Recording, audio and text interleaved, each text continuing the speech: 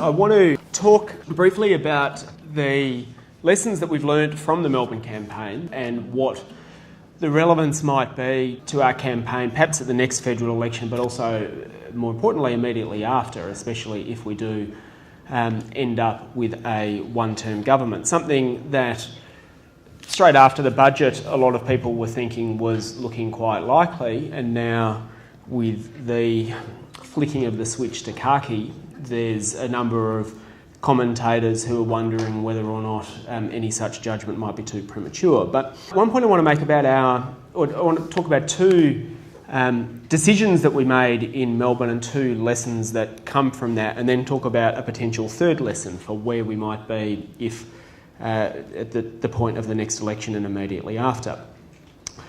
We made a couple of strategic decisions in Melbourne probably about 2 years before the election, and they were decisions that I think either weren't made elsewhere around the country or weren't made with the same degree of fervour around the country, with the exception of when we had the chance to have Take Two for Scott Ludlam's campaign in Western Australia and put some of those lessons into practice at a statewide level. The first was to prioritise grassroots campaigning and face-to-face and person-to-person campaigning. We had a couple of people who went over to spend some time in the Obama campaign and came back, and the very clear message from them was, yes, it is worth investing in technology and moving a greater part of our campaigning, I guess, online, but really that is only useful insofar as it helps your face-to-face engagement and getting politics back to the basics of having conversations and reconnecting people with each other. And that was a significant decision for us, and it was made in large part because we realised that we weren't going to be able to win the election in our own right, given that Labor and Liberal were going to work together on preferences, without boosting our primary vote quite significantly. When we sat down 2 years out from the election and did the numbers and realised just how many extra 1,000 votes we were going to win, at the start it's quite confronting, but then we thought, well, we've got a couple of years to do it. What is going to be the way to do it? And investing in grassroots and investing in organising capacity was something that was critical for us. And we did it, as was mentioned, and we set ourselves the task of shifting the vote by 4% in order to win, and we ended up with a 7% swing.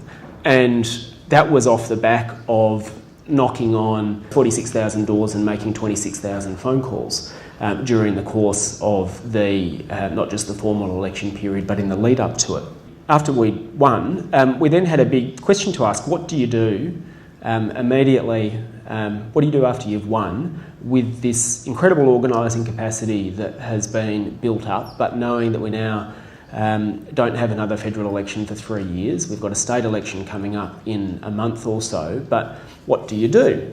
Give people a couple of weeks off was the first thing that we decided to do, but then realised that it would be a mistake to drop that organising focus and only re-engage it come the next election, in part because the political outcomes that we wanted and the things that we wanted to achieve politically during this term of Parliament, knowing that we've got a Tony Abbott majority, were going to be dependent on exactly the same things that successfully helped us campaign, namely face-to-face communication and politics. And as an example, we have in Melbourne the threat of the East-West Link, which is an $18 billion road project that will have the entrances and exits all within my federal electorate of Melbourne, and which was first cooked up by the Labor government in the previous Parliament, and we wanted to stop it.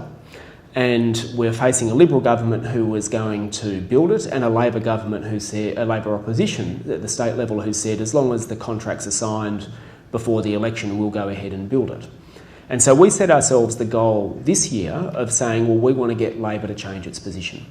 And how are we going to do that? And we took the people who had been door-knocking as part of the election, and after they had their Christmas break, we sent people straight out again in March this year, and said, we need you now to go and knock on doors and let people know about Labor's position and try and get them to change it. And just last week, Labor announced that they would rip up the contracts if they form government at the state election, with a caveat, as is the Labor way.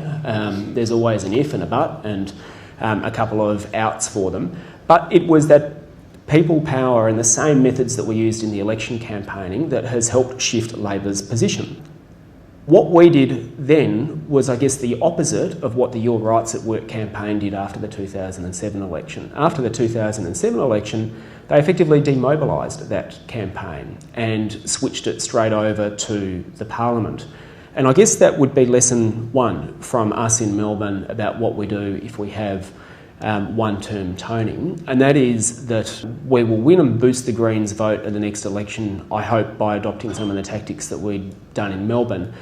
But we need to find a way of continuing it immediately after the election as well. And that if we go down the Your Rights at Work road, we'll have a very successful campaign that might help to kick Abbott out, but we won't be there to put the pressure on immediately afterwards. And this is point two.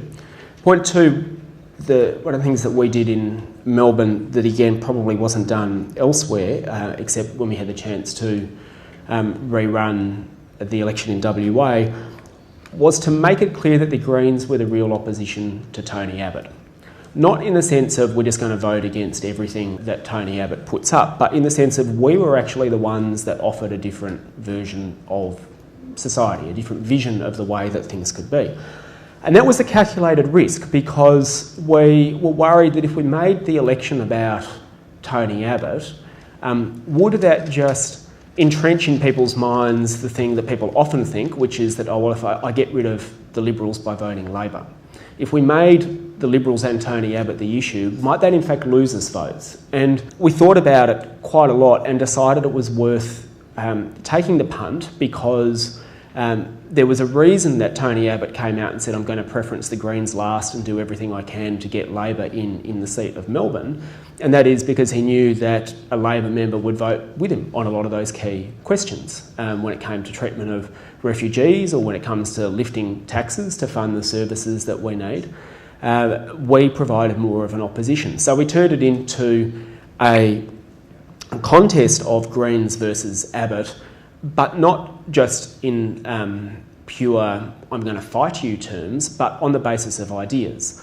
And that is something that I guess is lesson two. If we have one-term Tony, it's that before and immediately after the next election, we have to present ourselves as the real alternative on the issues that matter. Up on the board up there is just a little excerpt from our newsletter that's about to go out to our electorate, and it's picking up on some material that we used during the election campaign itself. And we're making the argument about why we need a greater share of tax to GDP. And we are saying, unless we have that argument about increasing the revenue that Australia needs and get over the idea of debt phobia, then we are going to be in serious trouble and we won't be able to fund the services that people expect. And you may or may not be able to see it, but we are making the astounding claim that we should raise revenue to the same extent that arch-Marxist John Howard did when he was in power. And that stands in contrast to the Labor Party. And so I think that argument about being the real alternative in the sense of arguing for a different vision of society is going to be critical. And I guess this would be lesson two. There will be a lot of things that Abbott does if he gets support from Clive Palmer in this parliament to do them. I think we have to go to the election campaigning expressly to reverse them, especially if there are changes to higher education or they lower the company tax rate as they're proposing. And I think you can bet your bottom dollar that Labor will run to the election saying these things are bad, but then if they win, which is the premise of this panel, they'll squiv it. And there are very, very few changes that Liberal governments do that Labor governments then undo. And we have to be, I think, the party that stands up for undoing those. And I guess the last thing I would say, so lesson one is the need to continue a grassroots campaign immediately after the election if we have one-term Tony. Lesson two is to be the real opposition by arguing for the things that matter and fighting for things to reverse them. And I guess lesson 3 would be that don't assume that lesson 1 and lesson 2 are necessarily the right things for 2 years' time. It might be a completely different scenario if we do have a khaki election, and it might be very difficult for us to prosecute these things. We might be in a completely different space, but I think there are best chances for making it one-term Tony and for making it understood that the Greens are the real opposition.